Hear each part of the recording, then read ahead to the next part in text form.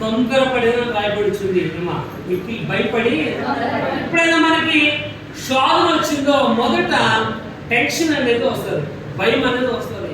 ఏ విధంగా ఈ యొక్క శోధన నుంచి బయటికి భయం వస్తుంది. ఎప్పుడైతే శోధన రాగానే ఎందుకు ఈ శోధన లో నుంచి ఏ విధంగా మనం బయటకు రావాలని భయం వస్తుంది. కానీ యాకోబు యొక్క జీవితంలో అదే భయము, అదే శోధన అతని యొక్క జీవితంలో వచ్చింది. కానీ యాకోబు యొక్క జీవితము దేవుడు విషయాలు కనుక యాకోబు యొక్క జీవితాన్ని దేవుడు అద్భుతంగా మార్చలేదు. కాబట్టి ద రియల్ ట్రాన్స్ఫర్మేషన్, ఒక నిజమైన రూపాంతరం చెందిన వారికి మనం ఉండాలంటే ఏం చేయాలి? యాకోబు యొక్క జీవితంలో జరిగింది. నిజంగా రూపాంతరం యాకోబు యొక్క జీవితంలో జరిగింది. రూపాంతరం అంటే ఒక స్థితి నుంచి ఇంకో స్థితిలోకి మారడం.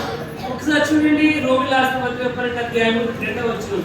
రోమ 12వ అధ్యాయం 2వ వచనం. ఏదైతే అనుకూలమో ఇష్టమో ఆ రకంగా చేసి మీ హృదయమును నూతన పరుచుకోవడం ద్వారా మీరు రూపాంతరము చెందాలి.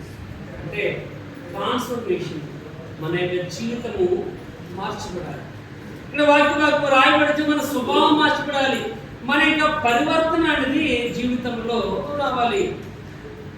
రావాలి అంటే నీ ఖాళీగా ఉన్న హృదయాన్ని దేవుని యొక్క చేతిలో, నీ ఖాళీగా ఉన్న హృదయాన్ని ఎప్పుడైతే దేవునికి ఇచ్చావో తప్పకుండా గొప్ప విషయాలు, గొప్ప కార్యం నువ్వు తప్పకుండా చూస్తావని దేవుని యొక్క వాక్య భాగంలో నుంచి మాటలు ప్రారంభించలేదు.